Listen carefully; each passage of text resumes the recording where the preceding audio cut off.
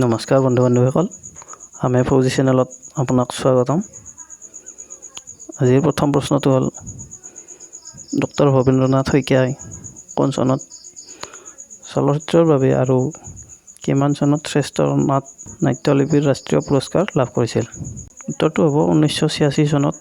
অগ্নিস্নান চলচ্চিত্ৰখনৰ বাবে ৰাষ্ট্ৰীয় পুৰস্কাৰ লাভ কৰিছিল। 2 নম্বৰ প্ৰশ্নটো হ'ল 1996 চনৰ ছিংগাপুৰত অনুষ্ঠিত চলচ্চিত্ৰ মহোৎসৱ কোনজন অসমীয়া অভিনেতাক কোনখন চলচ্চিত্ৰৰ বাবে শ্ৰেষ্ঠ অভিনেতাৰ পুৰস্কাৰ প্ৰদান কৰা হৈছিল? উত্তৰটো হ'ব সাগৰলৈ বহু দূৰ নামৰ চলচ্চিত্ৰখনৰ বাবে বিষ্ণু খাৰঘৰীয়াক এই বঁটা প্ৰদান কৰা হৈছিল। 3 নম্বৰ প্ৰশ্নটো হ'ল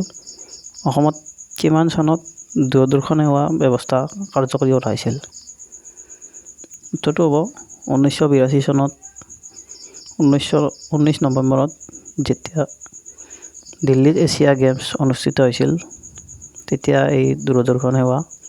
অসমত কাৰ্যকৰী কৰা হৈছিল। 4 নম্বৰ প্ৰশ্নটো হ'ল গুৱাহাটী দূৰদৰ্শনত কেতিয়া আৰু কাৰ তত্বাৱধানত প্ৰথম কুইজ প্ৰতিযোগিতা প্ৰচাৰিত কৰা হৈছিল? উত্তৰটো হ'ব প্ৰবক্তা দিলীপ কুমাৰ বৰুৱাৰ তত্বাৱধানত 1985 চনত 28 মাৰ্চত প্ৰথম কুইজ প্ৰতিযোগিতা প্ৰচাৰিত কৰা হৈছিল। 5 নম্বৰ প্ৰশ্নটো হ'ল কোনখন অসমীয়া কথাছবিয়ে প্ৰথম A চাৰ্টিফিকেট লাভ কৰিছিল? উত্তৰটো হ'ব মৰিচিকা কথাছবিখনে প্ৰথম A চাৰ্টিফিকেট লাভ কৰিছিল। 6 নম্বৰ প্ৰশ্নটো হ'ল অল ইণ্ডিয়া ৰেডিঅ' গুৱাহাটী যোগে প্ৰচাৰিত প্ৰথম অসমীয়া অনাতাঁৰ নাটখনৰ নাম কি আছিল? উত্তৰটো হ'ব অল ইণ্ডিয়া ৰেডিঅ' গুৱাহাটী যোগে প্ৰচাৰিত প্ৰথম অসমীয়া অনাতাঁৰ নাটখনৰ নাম হ'ল হৃদয়ৰ প্ৰয়োজন। 7 নম্বৰ প্ৰশ্নটো হ'ল কোনজন অসমীয়া কথাছবি পৰিচালকে প্ৰথম ৰাষ্ট্ৰপতি পদক লাভ কৰিছিল? উত্তৰটো হ'ব নিপ বৰুৱাই প্ৰথমে ৰাষ্ট্ৰপতি পদক লাভ কৰিছিল। 8 নম্বৰ প্ৰশ্নটো হ'ল অনা অসমীয়া চলচ্চিত্ৰ নিৰ্মাণ কৰা প্ৰথম অসমীয়া পৰিচালকজন কোন আৰু তেওঁ নিৰ্মাণ কৰা চলচ্চিত্ৰখনৰ নাম কি আছিল? উত্তৰটো হ'ব অনা অসমীয়া চলচ্চিত্ৰ নিৰ্মাণ কৰা প্ৰথম অসমীয়া পৰিচালকজনৰ নাম হ'ল প্ৰমথেশ বৰুৱা। চলচ্চিত্ৰখনৰ নাম হ'ল দেৱদাস। 9 নম্বৰ প্ৰশ্নটো হ'ল প্ৰতিখন ছবিতে শ্ৰেষ্ঠ আঞ্চলিক ছবিৰ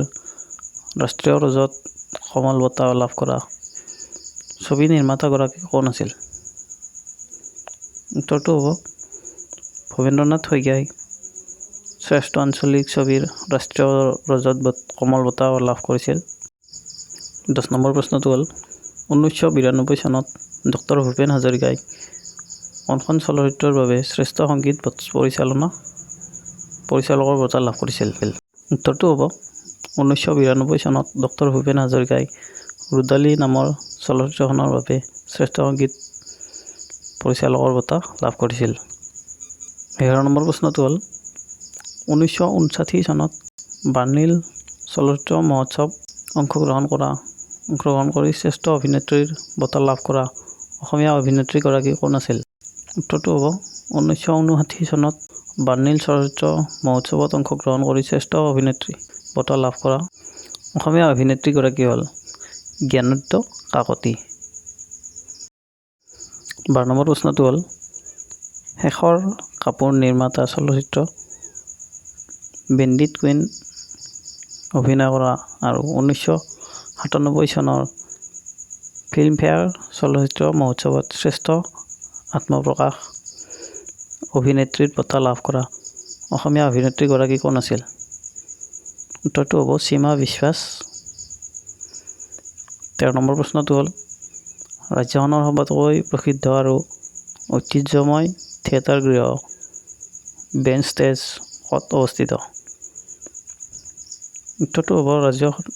ৰাজ্যখনৰ সবাতোকৈ প্ৰসিদ্ধ আৰু ঐতিহ্যমণ্ডিত থিয়েটাৰ গৃহ বেন ষ্টেজ তেজপুৰত অৱস্থিত 14 নম্বৰ প্ৰশ্নটো হ'ল জ্যোতি চিত্ৰবন কোন চনত স্থাপিত হৈছিল উত্তৰটো হ'ব জ্যোতি চিত্ৰবন 1968 চনত স্থাপন কৰা হৈছিল 15 নম্বৰ প্ৰশ্নটো হ'ল কোনখন অসমীয়া চলচ্চিত্ৰই প্ৰথম শ্ৰেষ্ঠ সংগীত পৰিচালনা বঁটা লাভ কৰিছিল উত্তৰটো হ'ব চামেলি মেমচাব নামৰ অসমীয়া চলচ্চিত্ৰই প্ৰথম শ্ৰেষ্ঠ সংগীত পৰিচালনা বঁটা লাভ কৰিছিল 16 নম্বৰ প্ৰশ্নটো হ'ল 1948 চনত কোনখন ছবিত বিষ্ণুপ্ৰসাদ ৰাভাই সংগীত পৰিচালনা কৰিছিল উত্তৰটো হ'ব 1948 চনত চিৰাজ নামৰ ছবিখনত বিষ্ণুপ্ৰসাদ ৰাভাই সংগীত পৰিচালনা কৰিছিল 17 নম্বৰ প্ৰশ্নটো হ'ল ফিল্মফেয়াৰ বঁটা লাভ কৰা প্ৰথম অসমীয়া ব্যক্তিজন কোন আছিল উত্তৰটো হ'ব ফিল্মফেয়াৰ বঁটা লাভ কৰা প্ৰথম অসমীয়া ব্যক্তিজন হ'ল বিজয় চৌধুৰী 18 নম্বৰ প্ৰশ্নটো হ'ল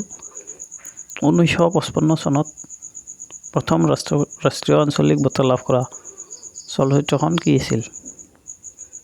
উত্তৰটো হ'ব 1955 চনত প্ৰথম ৰাষ্ট্ৰীয় আঞ্চলিক বঁটা লাভ কৰা চলচ্চিত্ৰখন হ'ল পিয়লি ফুকন 19 নম্বৰ প্ৰশ্নটো হ'ল অসমীয়া চলচ্চিত্ৰৰ প্ৰথম কেমেৰামেন কোন আছিল উত্তৰটো হ'ব অসমীয়া চলচ্চিত্ৰৰ প্ৰথম কেমেৰামেনজনৰ নাম হ'ল প্ৰতাপ বৰুৱা 20 নম্বৰ প্ৰশ্নটো হ'ল নথসূৰ্য ফণী শৰ্মাই জয়মতী চলচ্চিত্ৰত কি চৰিত্ৰৰ অভিনয় কৰিছিল উত্তৰটো হ'ব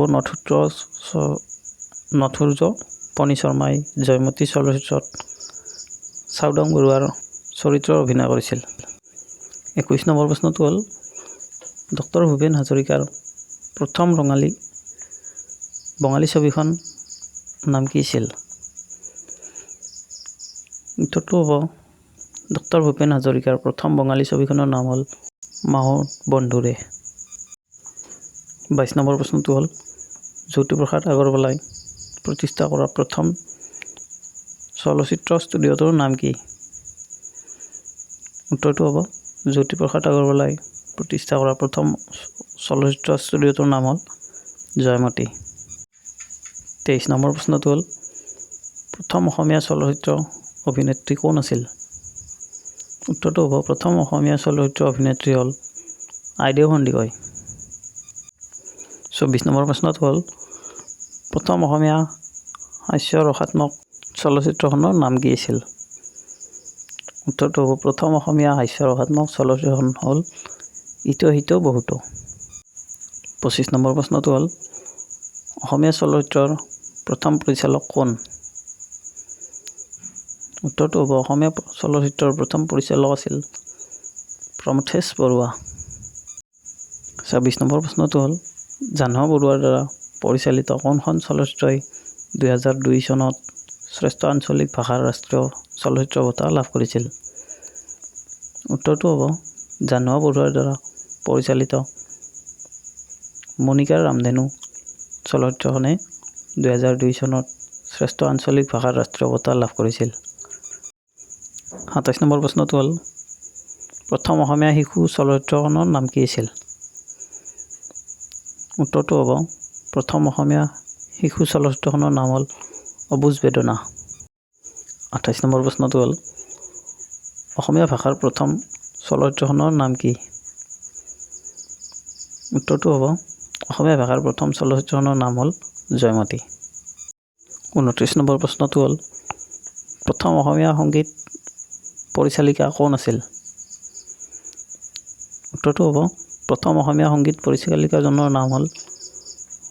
মনীষা বৰুৱা 30 নম্বৰ প্ৰশ্নটো হ'ল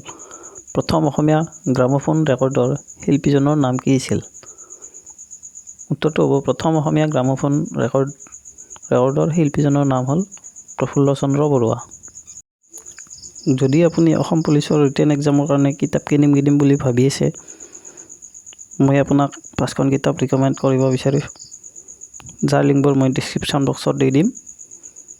আপুনি অনলাইন এমাজনৰ পৰা কিতাপবোৰ কিনি ল'ব পাৰিব আৰু এইকেইখন কিতাপ আমাৰ টিমে বহুত অধ্যয়ন কৰি এই 5খন কিতাপ সিলেক্ট কৰি উলিয়াইছে সো আহক আমি আগৰ প্ৰশ্নবোৰলৈ আগবাঢ়ি যাওঁ 31 নম্বৰ প্ৰশ্নটো হ'ল একেৰাহে সংগীত পৰিচালনা অভিনয় আৰু সিনেমা পৰিচালনা কৰা অসমৰ শিল্পীগৰাকী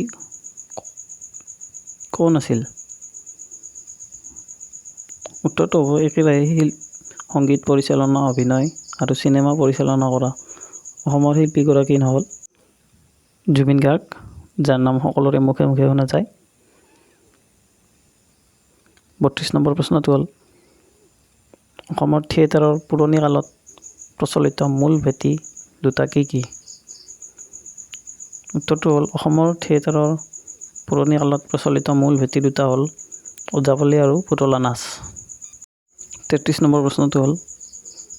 শংকৰদেৱে ৰচনা কৰা ভাওনা আৰু অংকীয়া নাটৰ প্ৰথম মঞ্চস্থ হোৱা নাটখন কি আছিল উত্তৰটো হ'ব শংকৰদেৱে ৰচনা আৰু ভাওনা কৰা আৰু অংকীয়া নাটৰ প্ৰথম মঞ্চস্থ হোৱা নাটখন হ'ল চিহ্নযাত্ৰা 34 নম্বৰ প্ৰশ্নটো হ'ল অংকীয়া নাটৰ মুখ্য চৰিত্ৰ কি উত্তৰটো হ'ব অংকীয়া নাটৰ মুখ্য চৰিত্ৰ হ'ল সূত্ৰধাৰ 35 নম্বৰ প্ৰশ্নটো হ'ল প্ৰথম অসমীয়া সামাজিক নাটকখন কি আছিল উত্তৰটো হ'ব প্ৰথম অসমীয়া সামাজিক নাটকখন হ'ল ৰামনৱমী 34 নম্বৰ প্ৰশ্নটো হ'ল গুৱাহাটী অনাতাঁৰ কেন্দ্ৰৰ পৰা প্ৰচলন হোৱা প্ৰথম নাটকখন কি আছিল উত্তৰটো হ'ব গুৱাহাটীৰ পৰা অনাতাঁৰ কেন্দ্ৰৰ পৰা প্ৰচলন হোৱা প্ৰথম নাটকখন হ'ল ধৰালৈ যিদিনা নামিব সৰগ 37 নম্বৰ প্ৰশ্নটো হ'ল অসমীয়া নাটকৰ পিতৃস্বৰূপ বুলি কাক কোৱা হৈছিল উত্তৰটো হ'ব শ্ৰীমন্ত শংকৰদেৱক অসমীয়া নাটকৰ পিতৃস্বৰূপ বুলি কোৱা হয় 38 নম্বৰ প্ৰশ্নটো হ'ল শংকৰদেৱৰ অংকীয়া নাটৰ প্ৰথম ৰচনাশৈলীৰ অংকীয় নাট দুখনৰ নাম কি আছিল উত্তৰটো হ'ব শংকৰদেৱৰ অংকীয় নাটৰ প্ৰথম ৰচনাশৈলীৰ অংকীয় নাট দুখনৰ নাম হ'ল খুলীয়া ভাওনা আৰু খুলীয়া ভাৱৰীয়া 39 নম্বৰ প্ৰশ্নটো হ'ল গুণাভিৰাম বৰুৱাই 1857 চনত ৰচনা কৰা প্ৰথম অসমীয়া নাটকখনৰ নাম কি আছিল উত্তৰটো হ'ব গুণাভিৰাম বৰুৱাই 1857 চনত ৰচনা কৰা প্ৰথম অসমীয়া নাটকখনৰ নাম হ'ল ৰামনৱমী 40 নম্বৰ প্ৰশ্নটো হ'ল সংস্কৃত ভাষাৰ নাট অসমীয়ালৈ অনুবাদ কৰা প্ৰথম অসমীয়াজন কোন আছিল উত্তৰটো হ'ব সংস্কৃত ভাষাৰ নাট অসমীয়ালৈ অনুবাদ কৰা প্ৰথম অসমীয়াজন হ'ল লম্বোদৰ বৰা নাটকখনৰ নাম আছিল শকুন্তলা 41 নম্বৰ প্ৰশ্নটো হ'ল কোনজন অসমীয়া অভিনেতাই অসমৰ বাহিৰত প্ৰথমে অসমীয়া একক অংকীয় নাট মঞ্চস্থ কৰিছিল উত্তৰটো হ'ব হেমন্ত মিশ্ৰই অসমৰ বাহিৰত অৰ্থাৎ আমেৰিকাত প্ৰথমে অসমীয়া একক অংকীয় নাট মঞ্চস্থ কৰিছিল 42 নম্বৰ প্ৰশ্নটো হ'ল কোনগৰাকী ব্যক্তিয়ে লিডি ডাইনা নাটৰ নাট্যৰূপ দিছিল উত্তৰটো হ'ব দেৱব্ৰত বৰুৱাই লেডি ডাইনা নাটৰ নাট্যৰূপ দিছিল 43 নম্বৰ প্ৰশ্নটো হ'ল অসমৰ সৰ্বপ্ৰথম ভ্ৰাম্যমাণ নাট্যদল কোনটো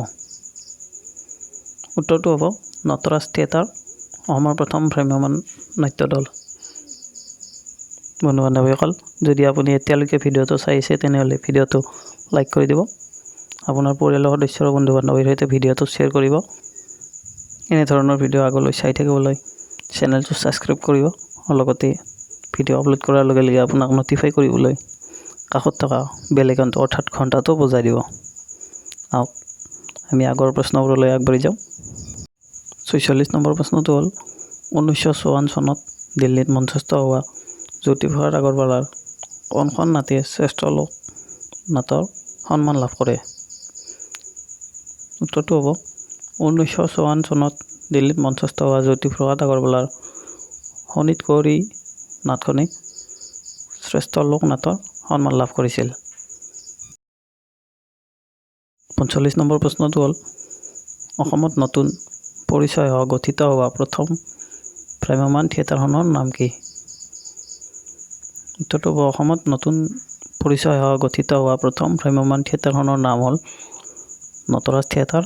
আৰু এইখন 1963 পৰা 64 চনৰ ভিতৰত গঠিত হৈছিল। 46 নম্বৰ প্ৰশ্নটো হ'ল কোনজন অসমীয়া নাট্যকাৰে টাইটানিক নামৰ ইংৰাজী ছবিখনক নাট্যৰূপ দিয়াৰ লগতে নাটখন পৰিচালনাও কৰিছিল? উত্তৰটো হ'ব হেমন্ত দত্ত নামৰ নাট্যকাৰজনে টাইটানিক নামৰ ইংৰাজী কথাছবিখনৰ নাট্যৰূপ দিয়াৰ লগতে নাটখনৰ পৰিচালনা কৰিছিল। 47 নম্বৰ প্ৰশ্নটো হ'ল তেওঁ এজন বিশিষ্ট নাট্যকাৰ, অভিনেতা, নাট পৰিচালক আৰু থিয়েটাৰৰ সংগঠক। তেওঁ 1929 চনত নৱম শ্ৰেণীত পঢ়ি থাকোঁতেই একলব্য নামৰ প্ৰথমখন নাট ৰচনা কৰিছিল। এইগৰাকী ব্যক্তিৰ নাম কি? উত্তৰটো হ'ব ব্যক্তিগৰাকীৰ নাম হ'ল শ্ৰী লক্ষ্যধৰ চৌধুৰী। 48 নম্বৰ প্ৰশ্নটো হ'ল ঊনবিংশ শতিকাৰ শেষৰ ফালে অসমত থিয়েটাৰ মঞ্চ আন্দোলন গঢ়ি তোলাৰ উদ্দেশ্যে গুৱাহাটীৰ পাণবজাৰত এটি সংস্থা গঠন হয়। এই সংস্থাটোৰ নাম কি? উত্তৰটো হ'ব সংস্থাটোৰ নাম হ'ল আৰ্য নাট্য মঞ্চ। ভিডিঅ'টো চাই কিবা ভুল দেখিলে কমেণ্ট বক্সত কমেণ্ট কৰিবলৈ নাপাহৰিব। বন্ধু বান্ধৱীসকল, আজিলৈ ইমানেই। অহা ভিডিঅ'বোৰত পুনৰ লগ পোৱাৰ আশাৰে জয় অসম, জয় হিন্দ, জয় ভাৰত।